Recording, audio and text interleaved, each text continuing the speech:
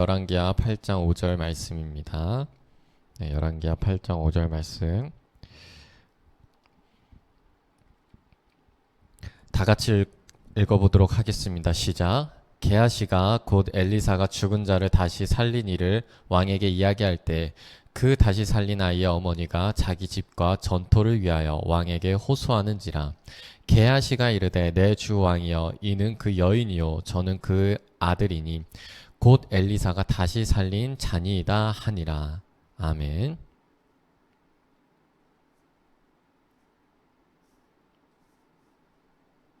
네. 이 말씀이 참 제가 좋아하는 말씀 중에 하나예요. 참 은혜롭고 정말 기쁜 말씀이죠. 어떤 일이 일어났냐면 지금 수넴 여인의 이야기예요. 수넴 여인이 이 엘리사 선지자를 아주 잘 이렇게 섬기죠. 그래서 엘리사 선지자가 이 수넴 여인 거처에 거하게 됩니다.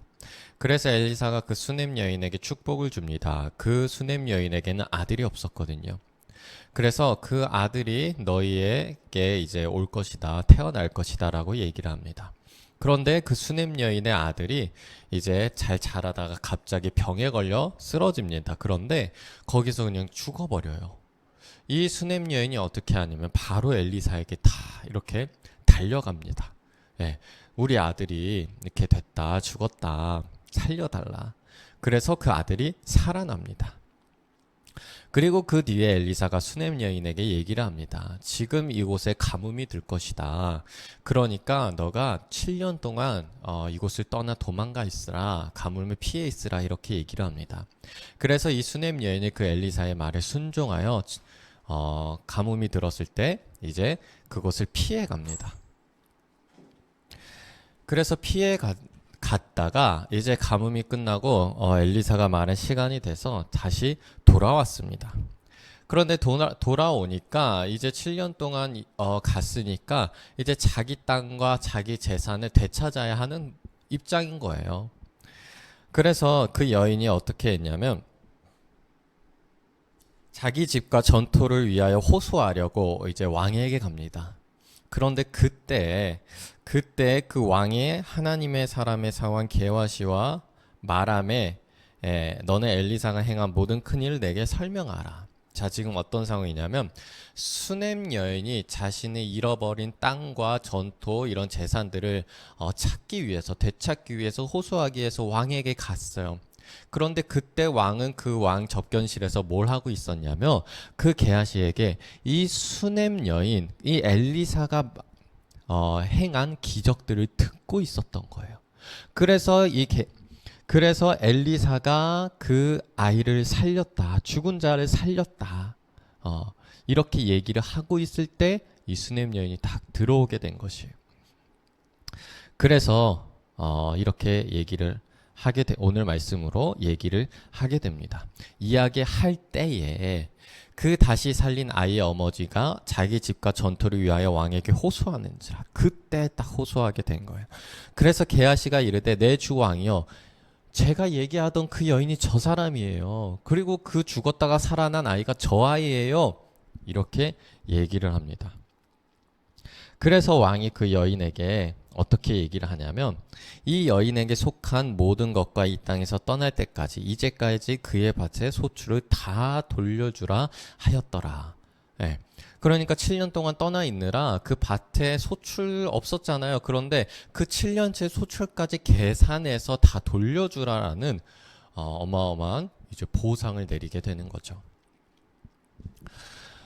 제가 예전에 이제 신학교 다녔을 때 학교 그 기숙사에 있는 그 기숙사를 있는 분들은 이제 학생들은 무조건 새벽 예배가 필수였어요. 새벽 예배를 빠지면 기숙사에서 퇴출당해요. 몇 번 이상 빠지면. 그 새벽 예배 드렸던 아이들이 그 학생들이 아침마다 완전 비몽사몽 하면서 너무 힘들어하는 거예요. 그리고 제가 또 별명이 잠만 보거든요. 잠이 너무 많아가지고. 그래서 저는 얼만큼 잠을 중요하게 여기냐면 제 스스로가 약간 그 잠 은행제라고 부르거든요. 제가 만약에 일정이 있어서 5시간밖에 못 잤어요. 그러면 저는 하루에 7시간에서 8시간을 꼭 자야 돼요. 그럼 3시간이 비잖아요. 그럼 다음 날에 제가 8시간 플러스 3시간에서 11시간을 자요. 네. 놀랍죠? 그렇게 자고 싶어도 못 자시는 분이 아마 대부분일 거예요. 근데 그만큼 제가 잠을 엄청 중요시 여기고 제 몸도 이제 거기에 익숙해져 있는 거예요. 그런 저다 보니까, 그런 것을 보다 보니까 제 머릿속엔 뭐냐, 새벽 예배는 고난이고 고통이고 힘든 거야. 난 새벽 예배 절대 안 할 거야. 라는 생각을 가지고 그렇게 목회를 시작했어요. 그렇게 생각을 가지던 어느 날 저는 뭐 새벽 예배에 대해서 생각도 안 하고 무의식적으로는 새벽 예배 힘든 거야 라고 생각하던데 어느 날 갑자기 당장 내일 아침에 새벽 예배를 해야겠다라는 마음이 확 드는 거예요. 그런데 그게 너무 신기하죠.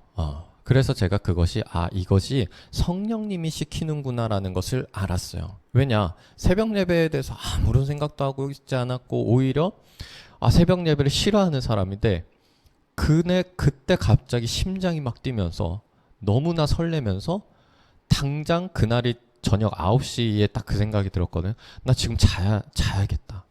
그 생각이 드는 거예요. 그래가지고 뭐 첫 새벽 예배 할 때 기억나실지 모르겠지만 몇 월 며칠에 새벽 예배를 하겠습니다도 아니에요. 그때 막 다음 날이었나 다다음 날 그냥 새벽 예배 시작한다고 막 얘기를 하고 시작을 해버린 거예요. 네. 그때 정말 신기했죠. 그렇게 해서 새벽 예배를 제가 그렇게 할 줄 몰랐어요. 그런데 제가 그때는 어떤 때였냐면 예배 때 제가 설교를 한 15분에서 20분 하는데 그 15분, 20분 설교를 하려면 제가 열 몇 시간 동안 준비를 하는 시간 그 정도였어요. 열 몇 시간도 아니라 한 이틀, 3일 동안 그 예배 말씀 하나만 붙들어야지 고작 15분짜리 예배 그 말씀이 나오는 상황이었어요. 그런데 새벽 예배를 해봐요. 네. 일주일에 5번을 플러스가 되는 거예요. 그래서 수요일하고 금요일은 하루에 2번 설교를 해야 되는 거예요. 큰일인 거예요. 네. 그런데 제가 아직도 기억이 나는 게 첫 새벽 예배 때 그 신부를 기다리는 신랑으로서의 예수님에 대한 설교를 했어요. 그런데 어느 권사님한테 딱 연락이 온 거예요. 그 권사님이 전날에 잠을 자시는데 환상을 봤대요. 그런데 예수님에 계시고 결혼식이었대요. 예수님이 신랑으로 오셨다는 거예요. 네. 그걸 보면서 하나님, 제가 이 환상을 봤는데 이것에 대해서 어떻게 해석을 해야 됩니까? 제가 이것을 어떻게 받아들여야 됩니까? 하나님한테 물어보는 거예요. 해석을 알려주세요. 그랬는데 그날 잠을 주무시고 일어났는데 새벽 예배 첫 설교가 그 말씀이었던 거예요. 제가 그 얘기를 듣고 어떤 생각이 들었냐면 정말로 하나님이 이 새벽 예배를 시키시고 그리고 또 하나님이 원하시고 그리고 또 하나님이 함께 하시는구나가 딱 제 마음속에 들어오는데 그것이 저에게 어떤 영향을 주냐면 머리부터 발끝까지 싹 안정되게 하시더라고요.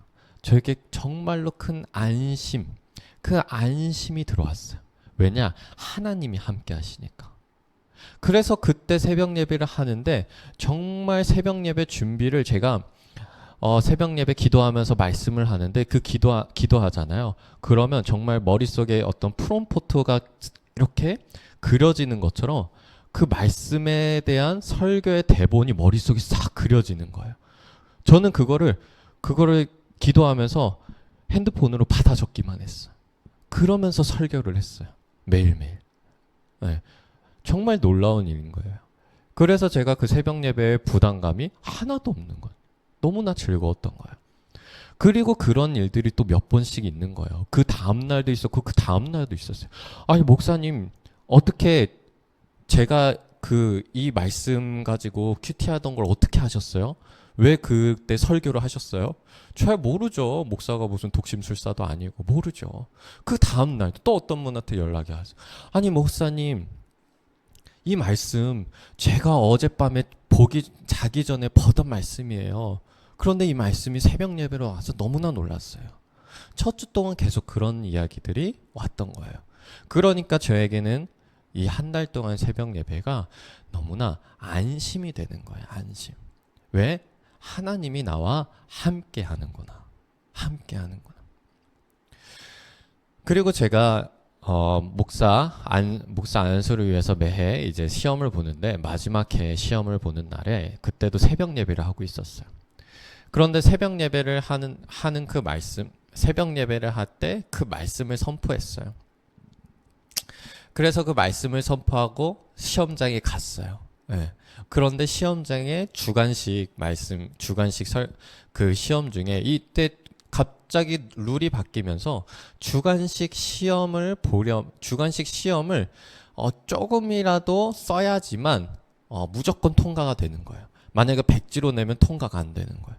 네. 그런데 제가 사실 주관식을 반쯤 다 포기하고 있었거든요. 객관식으로 점수를 넘어보자.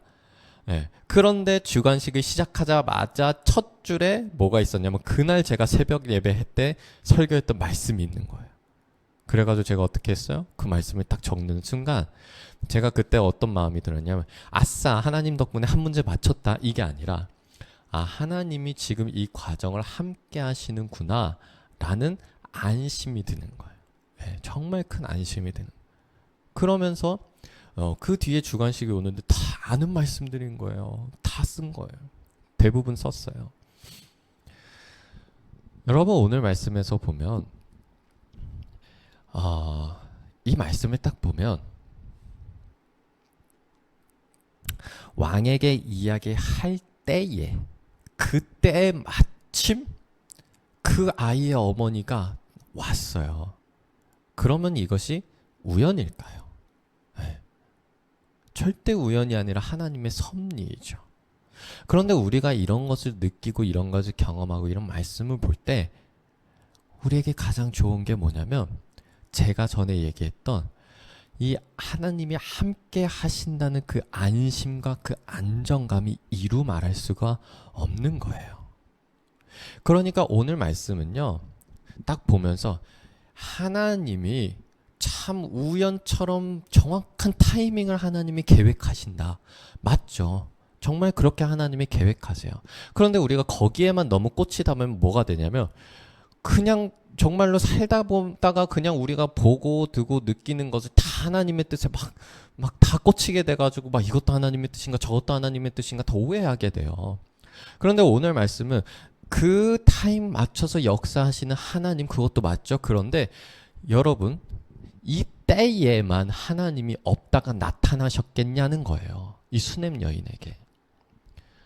7년 전에 수냄 여인에게 잠깐 나타나셔서 엘리사를 통해서 너 피해 있으라 해서 7년 동안 없어졌다가 7년 뒤에 돌아와서 문제가 생기니까 하나님이 다시 나타났다가 바로 그때 딱 역사하시고 다시 떠났다가 이런 하나님의 타이밍을 얘기를 하는 게 아니라 이 수냄 여인의 삶 전체에서 하나님이 늘 하루아침도 빠짐없이 하나님이 함께 하셨다는 거예요. 그렇기 때문에 그때에도 하나님이 계셨다는 거죠. 그때에 하나님이 없다가 나타나셨던 게 아니라 이전에도 함께하고 이후에도 함께 하셨는데 그때 이 수냄 여인의 그때의 왕 이때 하나님이 역사하신 거예요. 왜요? 항상 함께하고 계셨기 때문에. 하나님이 여러분들과 함께 하세요. 어딜 가든 언제든. 우리는 그것을 오늘 말씀을 보면서 이때라고 여기에 집중하면서 점점점 우리 어느 때 위기일 때 내가 어려울 때 이때 하나님께서 역사하셨으니까 그때 느끼고 역사하셨으니까 느끼고 이게 아니라 그 점과 점 사이의 그 그 모든 선에서도 하나님께서 나와 함께 하시는 거예요. 네. 그러니까 내가 하나님을 잊고 살다가 아침에 일어나서 잊고 살아요. 출근해서 잊고 살아요. 그러다가 어려움이 딱 닥쳤어. 하나님 도와주세요. 그럼 하나님이 나타나셔가지고 날 도와주는 게 아니라 그 아침부터 나와 함께 하신다는 거예요. 네. 어딜 가든 누구와 만나든 하나님이 여러분들과 함께 하세요. 그러니까 여러분들 우리는 그것을 믿음으로써 어떻게 해요? 안심해보자는 거예요. 우리 하나님이 나와 함께 하다고 내가 한번 그 안정감을 느껴보자고요. 하나님이 함께 하신다. 하나님이 함께 하신다. 네. 근데 저도 그렇게 시험을 볼 때 불안하고 새벽 예배할 때 걱정이 들어요. 그런데 하나님이 그렇게 증거하심으로써 저를 안심시키는 것처럼 여러분들이 하나님에게 그러한 역사하심, 하나님이 함께하심 나타내심을 보면 안심이 돼요. 그런데 우리가 그것을 경험하고 우리가 말씀을 통해 믿었으며 그러면 그 다음부터는 어떻게 해야 돼요? 네. 그냥 평범한 일상 속에서도 그 어느 때에서도 하나님이 함께 하신다는 것을 믿음으로써 계속 받아들여 보자고요. 네. 이 수냄 여인이 결국에 이 삶 전체 동안 하나님이 함께 하셨다는 것을 우리에게 보여주시는 거예요. 언제부터요? 처음부터. 수냄 여인이 처음에 등장했을 때 엘리사가 그 집에 갑니다. 수냄 여인의 문제가 있었습니다. 아이가 없었죠? 하나님이 그 아이를 주시기 위해서 엘리사를 통해서 역사하셨어요. 함께 하셨죠. 그리고 아이가 죽었어요. 그런데 엘리사를 통해서 아이를 살렸죠. 함께 하셨죠. 그 가뭄을 피해서 갔어요. 함께 하셨죠. 그곳에서도 하나님이 없었을까요? 지켜주셨죠. 함께 하셨죠. 돌아와서도 함께 하신 거예요. 그런데 그 수냄 여인이 그때마다 우리가 말씀을 통해서 알 수 있었던 것은 이 하나님이 함께 하신다는 것을 알고 이 수냄 여인이 그 말씀에 순종했다는 겁니다. 순종했다는 거예요.